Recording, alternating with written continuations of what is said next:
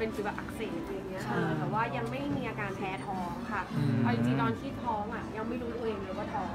เพราะว่าคือเราก็ไม่คิดว่าเขาจะมาเร็วขนาดนี้แบบว่าเพิ่งจะไปสมัครเรียนดำน้ำแล้วก็ไปเรียนมาแล้ว2 ครั้งกำลังจะออกทะเลไปสอบใบแล้วอะค่ะแล้วก็ออกกำลังกายหนักแบบที่ปกติมากเพราะอุ้มอะเป็นคนที่ประจำเดือนคลาดตลอดเวลาเลื่อนตลอดก็เลยรู้สึกว่าไม่น่าจะมาหรอกอะไรอย่างเงี้ยค่ะแล้วก็พูดกันเล่นๆว่าเอ๊ะเลทไปหลายวันแล้วลองตรวจไหมพอตรวจแล้วก็แบบเฮ้ยมันขึ้นมา3 อันโจทย์3 อันขึ้นมา2 ขีด3 อันก็ยังคิดว่าใช่หรอคือส่งไลน์หาที่บ้านอะไรเงี้ยเขาว่าอย่างเรียกว่าท้องไหมอะไรเงี้ยแบบก็เลยไปซื้ออีก2 อันมาตรวจพอซื้ออีก2 อันมาตรวจเนี่ยมันลาง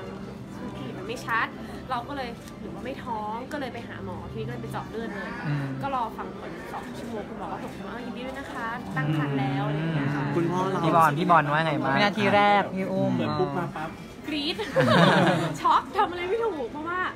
คืออย่างที่บอกคือไม่ได้แพลนว่าจะมีไม่ได้แพลนว่าเขาจะมาตอนไหนคือถ้าเกิดเขามาเราก็อยากเราพร้อมที่จะมีอยู่แล้วเพราะเราแต่งงานเรียบร้อยแล้วอะไรเงี้ยค่ะแต่ก็ไม่คิดว่าจะมาเร็วคือเรายังแบบยังไปซื้อชุดดำน้ำอยู่เลยอ่ะกำลังจองทริปไปมาลดีฟแล้วจะไปดำน้ำกันอะไรเงี้ยค่ะที่บอลก็เตรียมอุปกรณ์เรียบร้อยแล้วแต่พอน้องมาปุ๊บเราก็แบบเหมือนชีวิตมันก็ต้องเปลี่ยนเลยใช่จากที่แบบเป็นคนแอคทีฟมากบ้าพลังมากก็กลายเป็นต้องแบบช้าๆค่อยๆเดินค่อยๆทำอะไรอย่างเงี้ยคุณพ่อก็จะแบบ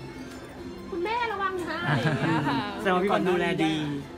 ในก่อนนั้นนี้ได้มีเอาท้องไปชนกับนิวเคลียร์ชนตลอด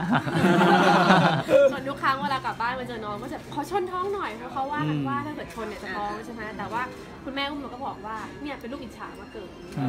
เพราะว่าน้องนิวท้องแล้วพอถ้าอีกคนหนึ่งในบ้านเนี่ยท้องต้องตามมาการเขากลัวว่าเดี๋ยวคุณตาคุณยายอ่ะจะไปรักแต่ไทก้านะอะไรอย่างเงี้ยคนหนึ่งก็เลยแบบรีบมาเลยเห็นล่าสุดไปตรวจอันจะซาวมาแล้วได้ยินเสียงนี่ค่ะร้องไห้เลยอ่ะมันเป็นความรู้สึกที่มันมหัศจรรย์มากคือตอนแรกที่รู้ว่ามีน้องก็ดีใจแต่คือยังไม่ถึงขั้นแบบน้ำตาไหลขนาดนี้แต่พอเราไปตรวจตอนแรกตกใจเพราะว่าคุณหมอตรวจผ่านทางหน้าท้องเนี่ยหาน้องไม่เจอหมอเขาบอกว่าไปหลบอยู่ไหนไม่รู้หาหน้าท้องไม่เจอต้องตรวจทางช่องคลอดอะไรอย่างเงี้ยค่ะก็เลยไปย้ายอีกห้องนึงแล้วไปตรวจก็เลยพอเจอเนี่ยคือเล็กเท่าแบบเม็ดถั่วแดงไงแต่ว่าเสียงหัวใจเต้นแบบแรงมากอะไรเงี้ยเราก็แบบมองหน้ากันคุณพ่อกับบอลอะไรเงี้ยแล้วก็ร้องไห้อะไรเงี้ยมันก็มหัศจรรย์เนาะมีอีก1 หัวใจอยู่ในท้องเรา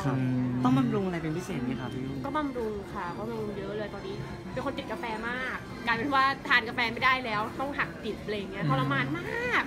กก็ต้องแบบเลิกไม่ทานกาแฟไม่ทานชา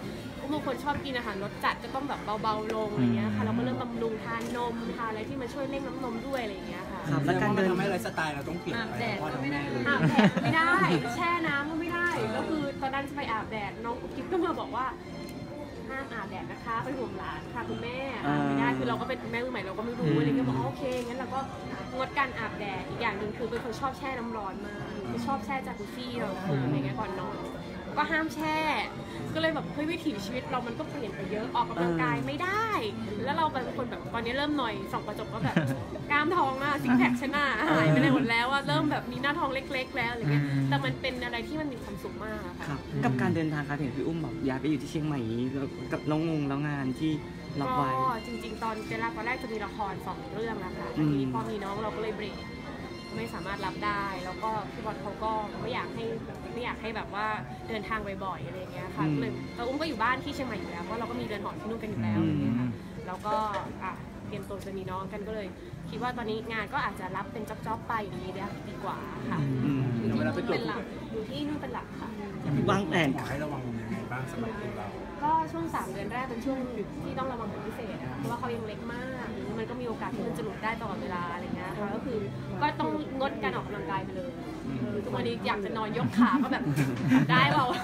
จะฟิตอัพก็แบบไม่ได้อะไรเงี้ยเทรนเนอร์ที่ประจำตัวก็จะบอกว่าต้องอดทนนะคือช่างมันเถอะครั้งหนึ่งท้องอะไรเงี้ยดีกว่าเดี๋ยวพอออกลูกแล้วเดี๋ยวก็กลับมาฟิตเหมือนเดิมอะไรเงี้ยอาหารการกินจะต้องแบบปกติเราเป็นคนกินคลีนแต่ท้องแล้วแปลกอยากกินขนม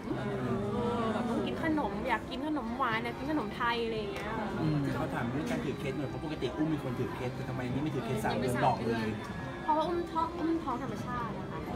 ะส่วนมากที่ถือเคสเนี่ยตอนแรกก็ปรึกษากันที่บ้านแม่กับพ่อก็บอกว่าเราท้องธรรมชาติเราไม่ได้เกิดจากการทำผสมข้างนอกหรืออะไรเงี้ยค่ะเราเป็นธรรมชาติก็คิดว่ามันแข็งแรงดีก็เลยมันเป็นเรื่องที่น่ายินดีคือเขาดิมก็ไม่อยากจะปิดบังอะไรใครอยู่แล้วเขาก็บอกไปเลยดิมตัวเรียนนี่ครูไหมคะ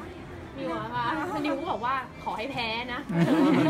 ถ้าเกิดแพ้เนี่ยจะเป็นเหมือนนิวทูเราเห็นแล้วเขาทรมานมากคือแบบอาเจียนตลอดเวลาแล้วแบบไปไหนไม่ได้ต้องนอนติดเตียงอย่างนั้นอะไรเงี้ยก็ถ้าแพ้ก็คงทรมานเนาะแต่ตอนนี้ก็ปรึกษาคุณหมอก็บอกว่าถ้าแพ้ก็อาจจะแพ้ช่วงประมาณสัก 2-3 เดือนอาจจะเป็นไปได้แต่ก็ต้องรอดูเพราะจริงๆเป็นคนที่ค่อนข้างแข็งแรงอยู่แล้ว แล้ววันนี้ได้เห็นภาพความเป็นแม่ของเราชัดเจนขึ้นยังว่าต้องเป็นแม่แบบไหนจริงๆเราก็